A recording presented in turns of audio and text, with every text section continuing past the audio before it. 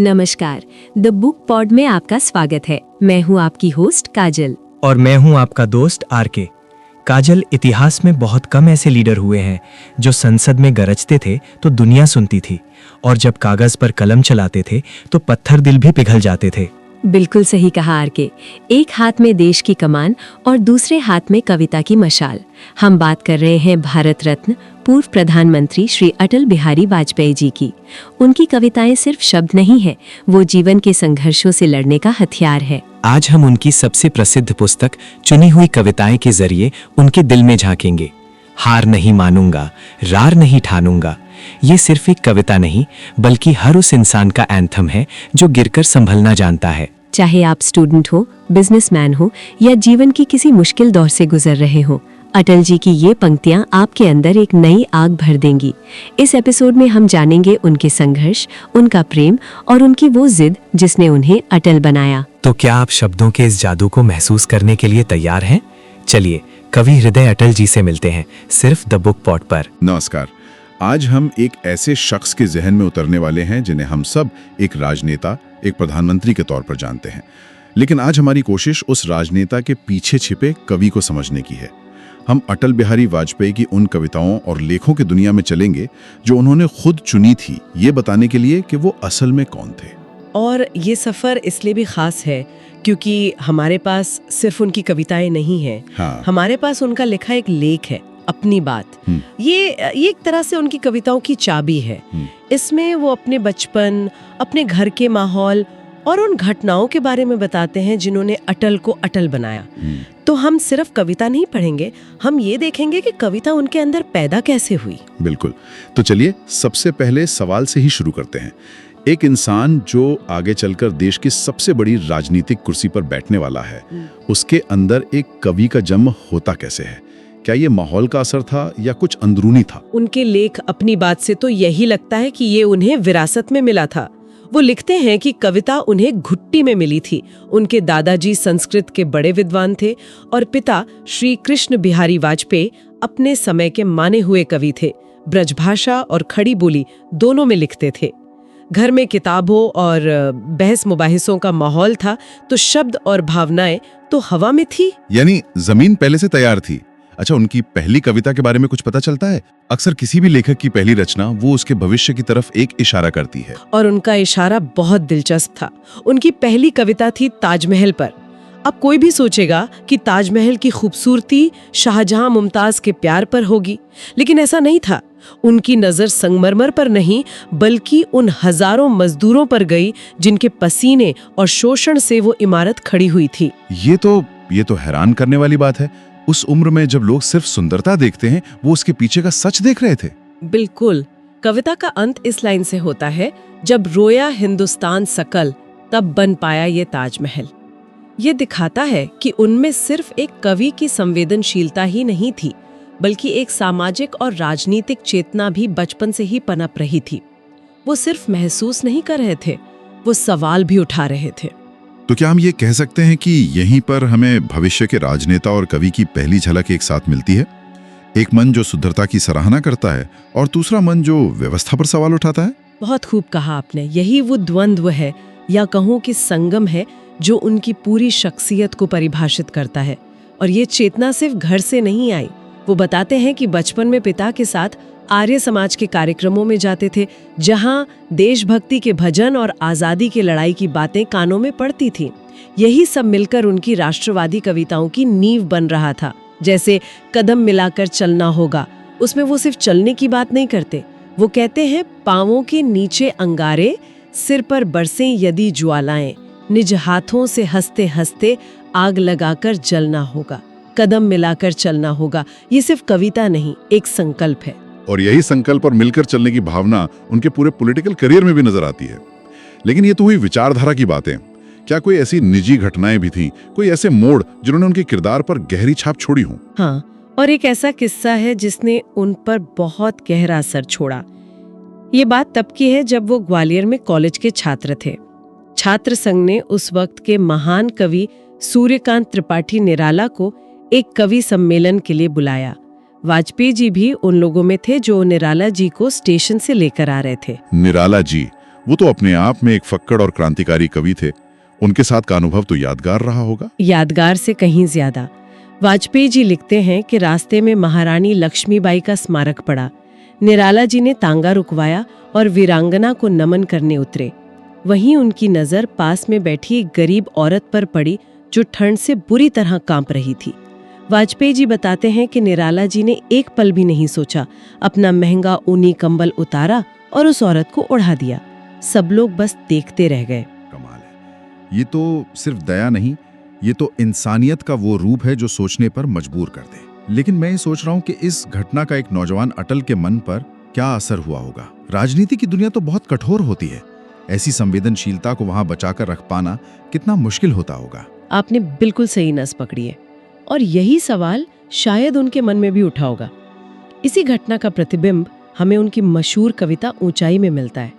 वो कविता सिर्फ ऊंचाई के खिलाफ नहीं है, वो उस अकेलेपन के खिलाफ है जो ऊंचाई अपने साथ लाती है। कविता के अंत में वो ईश्वर से एक प्रार्थना करते हैं, मेरे प्रभु मुझे इतनी ऊंचाई कभी मत देना, गैरों को गले न लगा सकूं, इतनी रुखाई कभी मत देना। यानी ये कविता सिर्फ एक अनुभव का जिक्र नहीं है, ये एक तरह की चेतावनी है खुद अपने लिए। ये एक राजनेता की प्रार्थना है कि सत्ता उसे इंसानियत से दूर न कर दे। बिल्कुल, ये कविता निराला जी से मिले सबक को जिंदा रखने का एक तरीका है। ये पहचान है कि असली बड़प्पन करुणा में है, पद में नहीं। और ऐसा ही एक और निर्णायक मोड़ था जब वो पत्रकारिता छोड़कर राजनीति में आए। वो कोई शौक नहीं था, एक मजबूरी थी। मजबूरी? मैंने तो समझा था कि ये एक स्वाभाविक कदम था। वो बताते हैं कि राष्ट्र धर्म और पांचजन्य जैसे पत्रों का संपादन करते हुए सरकार लगातार प्रेस की आजादी पर हमला कर रही थी।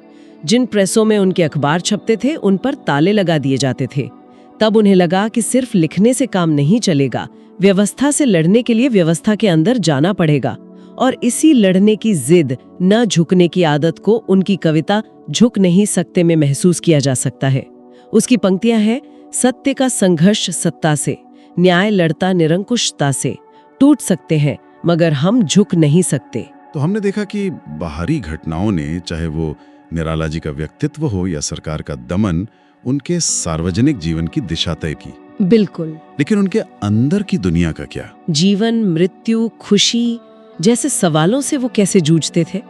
क्या उनकी कविताएं हमें वहां ले जाती हैं? यकीनन उनकी कविताएं उनके लिए एक आईने की तरह थी, जहां वो अपने अंदर के दार्शनिक से बात करते थे। हरी हरी दूब पर नाम की एक बहुत सुंदर कविता है। वो सुबह घास पर पड़ी ओस की बूंदों को देखते हैं जो सूरज निकलते ही गायब हो जाएंगी।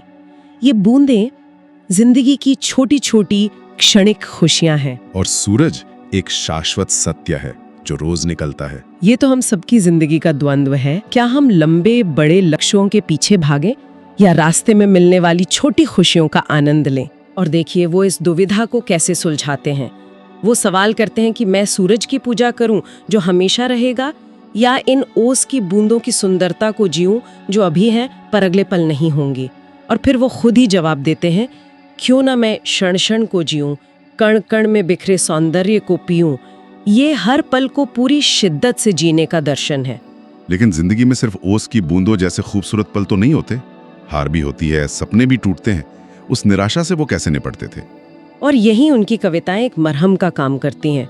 उनकी कविता है गीत नया गाता हूँ। मैंने अक्सर इस कविता को राजनीतिक मंचों पर सुना है, लेकिन इसका असली संदर्भ बहुत व्यक्तिगत है। ये कविता उन्होंने एक बड़ी बीमारी से उभरने के बाद लिखी थी, जब वो मौत के मुंह से वापस आए थे। अच्छा, तो ये पंक्तियां, हार नहीं मानूंगा, रार नहीं ठानूंगा, काल के कपाल पर लिखता मिटाता हूँ, गीत नया गाता हूँ, ये किसी राजनीतिक विरोधी को चुनौती नहीं, बल्कि खुद अपनी जिंदगी को, अपनी मौत को दी गई चुनौती थी। बिल्कुल, ये टूटे हुए सपनों के मलबे पर एक नया अंकुर उगाने की बात है। ये व्यक्तिगत जिजीविषा का सबसे बड़ा प्रमाण है। और जब मौत की बात आती है तो उनका नजरिया तो और भी अलग है।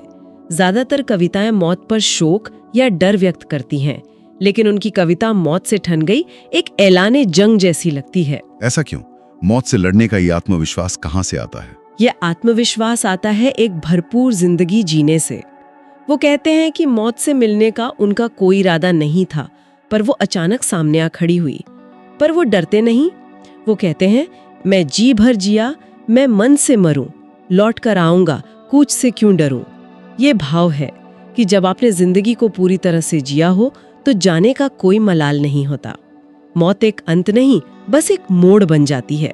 अगर वो व्यक्तिगत जीवन को इतना भरपूर जीने में यकीन रखते थे तो जीवन के सबसे बड़े विनाश यानी युद्ध को लेकर उनकी क्या सोच थी, खासकर तब जब वो खुद उस पद पर थे जहां एक इशारे पर युद्ध शुरू हो सकता है। और ये उनके व्यक्तित्व की सबसे बड़ी परीक्षा थी।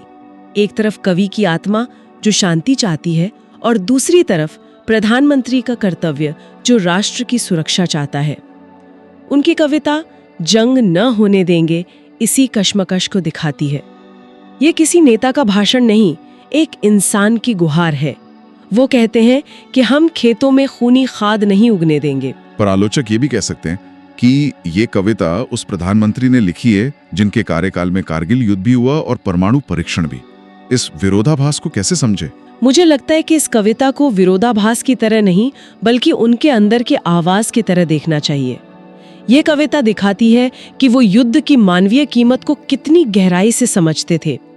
एक प्रधानमंत्री के तौर पर उन्हें कड़े फैसले लेने पड़े, लेकिन एक कवि के तौर पर वो जानते थे कि इसकी असली कीमत कौन चुकाता है।